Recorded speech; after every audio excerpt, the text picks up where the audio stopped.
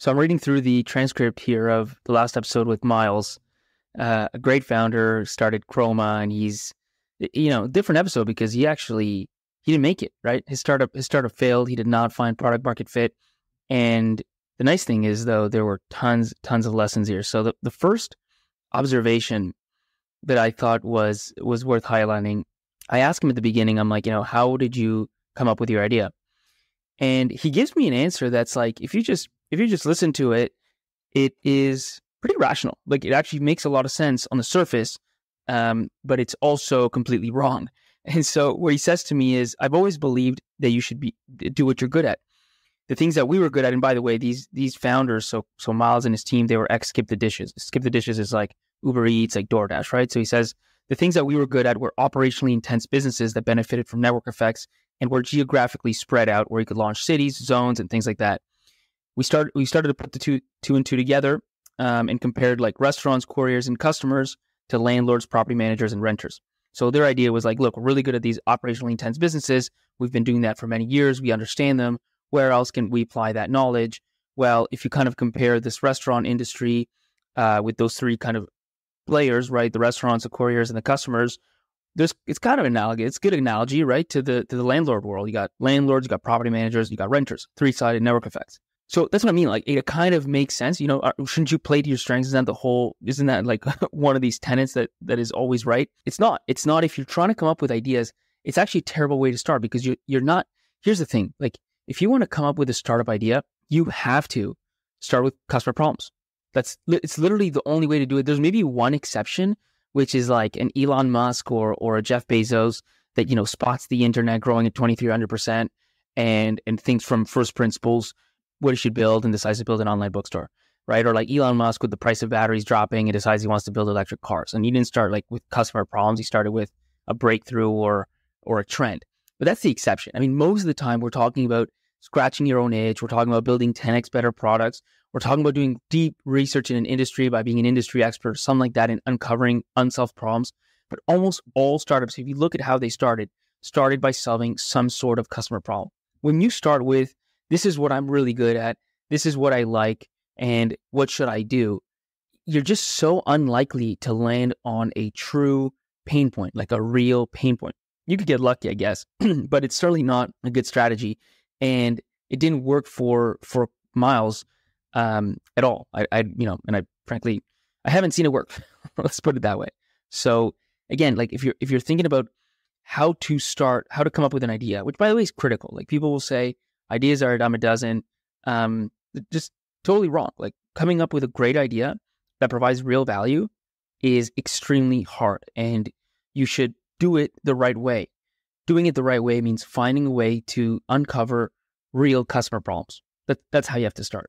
The second part that I highlighted, the second observation here, is when he starts talking about customer discovery.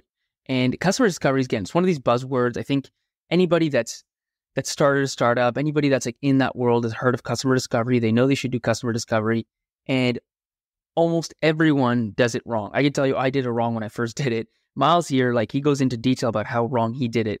And again, let me just share some quotes here. He said, "We had conversations with as many small and large landlords as we could, but it's not just about having those conversations. It's about what happens in those conversations." And so he says, we asked the wrong questions.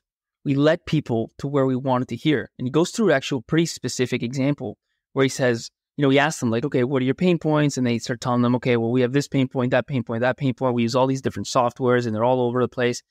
And Miles and his team are kind of like, well, what if we could solve all that for you? What if we could do all that in what platform? And they were like, well, how much would it cost? And Miles and his team are like, well, it'd be even cheaper. And so guess what? They got the answer they wanted. I mean, obviously at that point, landlords are like, yeah, sure, sign me up. But what did you accomplish, right? And by the way, we did the same thing at Gymtrack. So it started getting me thinking about, why do we do that, right? Like, so at Gymtrack, we went through and we talked to 25, we were selling like a workout system for gyms. And so we spoke with 25 different gym owners and asked them what they thought of our idea. But we didn't go in and say, and do it the right way, right? What we did specifically was, here's our product, here's what we're doing. Any questions they had about our product, would it do this? Could it track that? Whatever was, yes, it could. And all we wanted was these people to tell us, yeah, that's a great idea. I think there's a deep psychological element to that. I mean, that's the only thing I can come up with, because I mean, Miles is not a dumb guy, and I've heard so many people do this. It's not like it's a stupid thing to do in retrospect. But when you're doing it, you don't think it's stupid, and it just makes me wonder, like, so why do you do it? I think the reason is all founders want to do fundamentally is build. That's what we want to do. I mean, who wants to be running around for like months or years not knowing what they're even building, right? So like if you're a founder, right, and you have an idea and people ask you, hey, what are you working on? You can be like, I'm building, like in our case, we're building GymTrack, and it's a workout system. If you go out and you ask 25 gym owners about this and you do it in the right way and you don't get the answer you want, guess what? You're back to the drawing board. You don't have an idea anymore. And I've been there. I've been there as a kind of wannabe founder without an idea. It's deadly. It's terrible because all you want to do as a founder is get to building, get to selling, right? You want to do stuff. You don't want to like just be ideating for months and months and again, have that kind of weird social peer pressure of people asking you like what you're working on. And if you're in that research mode, like you literally have to be willing to be like, I don't know. Like I want to be a founder, but I don't have any great ideas. I'm just trying to find one, which is just like a hard thing to put yourself through. So I think a lot of founders, because of that psychological reason, will just rush through the customer discovery and try to get the answers they want. They won't think about it like academics. They won't think about it like scientists, which is what you really should be doing. Because think about it. If you go on this journey, you will spend 7 to 10 years trying to get this thing to some sort of an exit or to just a successful, profitable company you can run forever. That's a long time to invest. If you're going to invest all that time, you should do the work up front to know that it's actually worth it. And the only way you're going to do that is if you ask the right questions. And like Miles was pretty close to doing the right thing, right? So like he went out and he spoke to lots of landlords. That's good. He asked them about their pain points. That's good. The part he didn't do well is he didn't actually listen. Like he didn't actually sit back and, think through all these pain points and think about how they were solved and how these landlords go about their day and all the intricacies and details that you need to understand to really be able to get an industry to the point where you can find real insights. He just didn't do that. And so he kind of just rushed through it. The next one I have is a common one. So I'll read you a little bit of the highlight here and then I can go through it. He's starting to speak with a lot of landlords at this point, and he says, in the landlord world, most of them, especially the larger landlords, already use some type of software. And so their idea, Miles and Chroma, was like, we're going to do payments better, right? That was their whole idea. But the problem is when they would go in and say, we're going to do payments better, all of a sudden the landlords would say, okay, well, that's great, but what about all these other software features that I have already, like maintenance? What about applications? What about background checks? What about all these different things? And what Miles and his team decided is, okay, like here's the software they're already using. It's already doing all these other things. In order for us to replace it, we need to also do those things. And that's going to take a long time. So we better start hiring people. And that's kind of what they go after. This is pretty common, right? And the kind of problem, if you think about it, is this idea of this one more feature, right? You have this idea that you have this product that you want to put out into the market. And this especially happens when you're selling B2B. And you go to the market and they're like, okay, that's cool. Like that's actually a solid feature. I want to buy that. But I've got this other software I'm already using that does all these other things. And unless you can replace those other things, I'm not going to buy your kind of point solution. I'm not going to buy just your product. I'm not going to have like one more software that I need to log into unless you can kind of do everything else as well. The other way this kind of shows up is you'll show them the product and they'll be like, okay, well, if you could just add this feature, then I'll buy it. And you add that feature and they come back like, okay, but if you could only add this other feature, and you just kind of get into this game. That rarely leads to anything good. And the reason is you can't, this is like classic, I'll go off on a tangent here. Like what comes into my head when I think about a startup trying to feature match existing legacy software and getting customers to kind of rip and replace an old fully featured solution for their new product. It reminds me of like David and Goliath. Like this is just classic David and Goliath. And if you look at that story, you look at the details of how David beats Goliath, right? Like this giant that's just like way stronger. He does it in an unconventional way. Like the kind of myth, like the story is, they try and, first of all, they tell David, you're an idiot. You shouldn't find Goliath. You're going to get killed. And second of all, like, well, if you do, here's a sword, like here's some armor, go fight the guy. Because that's how they normally fought, with like big, heavy armor and shields and swords or whatever. And David didn't do it. David's like, no, I'm going to use this like slingshot or whatever and these rocks. and anyways, and he hits him in the forehead and, Goliath dies or whatever. Point is, if you're a tiny little startup, like if you're David and you try and fight an incumbent on their own terms, right, with the sword and the armor, you're going to get killed. Like, there's no way.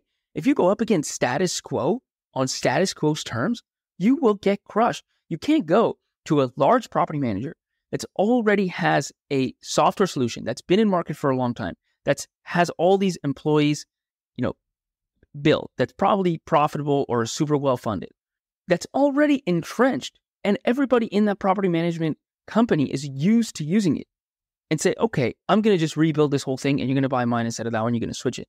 No, it's not going to happen.